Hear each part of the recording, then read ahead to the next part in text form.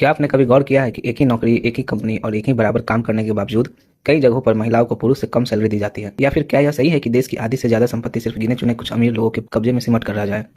आप कहेंगे भाई दुनिया ऐसी ही है, लेकिन हमारा संविधान कहता है बिल्कुल नहीं। पिछले वीडियो में हमने देखा था कि अनुच्छेद 38 भारत को एक कल्याणकारी राज्य वेलफेयर स्टेट बनाता है, लेकिन सरकार उस वादे को पूरा कैसे करेगी?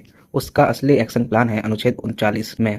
यह आर्टिकल सीधे आपकी जेब, आपकी नौकरी और देश के संसाधनों से जुड़ा है। आर्टिकल 39 यानी कि राज्य द्वारा अनुसरणीय कुछ नीति तत्व, certain principles of policy to be followed by the state.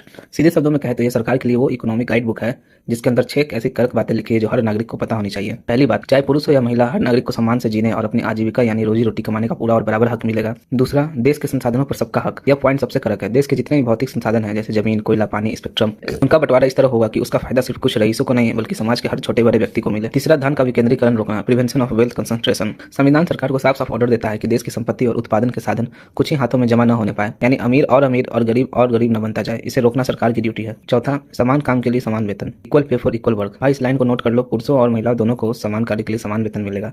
अगर काम बराबर है तो जेंडर के नाम पर सैलरी में 1 रुपया का भी भेदभाव नहीं हो सकता। पांचवा, मजदूरों और बच्चों का protection, protection of workers and children. सरकार यह पक्का करेगी कि किसी मजदूर या बच्चे को मजबूरी में अपना उम्र या ताकत के खिलाफ जाकर कोई ऐसा खतरनाक काम न करना पड़े जो उनकी सेहत बिगाड़ दे। छठा, बच्चों को सम्मानजनक विकास यानी हेल्दी डेवलपमेंट ऑफ चिल्ड्रन। और आखिरी बात जो 42वें संशोधन से जोड़ी गई थी वो कहती है कि बच्चों को आज़ादी और गरिमामय माहौल में बढ़ने के लिए पूरे मौके दिए जाएंगे ताकि उनका शोषण ना हो। तो भाई अनुच्छेद 39 वो पहरेदार है जो पूंजीपतियों की मनमानी पर लगाम लगाता है और मिडिल क्लास से लेकर गरीब तक के हक की बात करता है।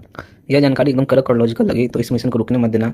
वीडियो को दबाकर लाइक और शेयर करो और चैनल को फॉलो एंड सब्सक्राइब तुरंत ठोक दो। अनुच्छेद 39 ने आपकी कमाई, देश की संपत्ति और बराबर सैलरी की बात तो कर दी, लेकिन भाई क्या आपने कभी सोचा है कि आपके गाँव या आपके मोहल्ले की सड़क कब बनेगी, पानी कब आएगा? इसका फैसला दिल्ली या राज्य की राजधानी में बैठे नेता क्यों करते हैं? आपके गाँव का फैसला आपके गाँव में क्यों नहीं होता? संविधान के पास इसका भी एक बहुत बड़ा और क्रांतिकारी जवाब था जो सीधे जुड़ा है राष्ट्रपिता महात्मा गांधी जी के सबसे बड़े सपने से, और वो छुपा है इससे ठीक अगले भाई यानी अनुच्छेद 40 में, जिसने दिल्ली की सत्ता को उखाड़ कर सीधे आपके गांव के चौपाल और आपके सरपंच के हाथों में सौंपने का रास्ता साफ किया।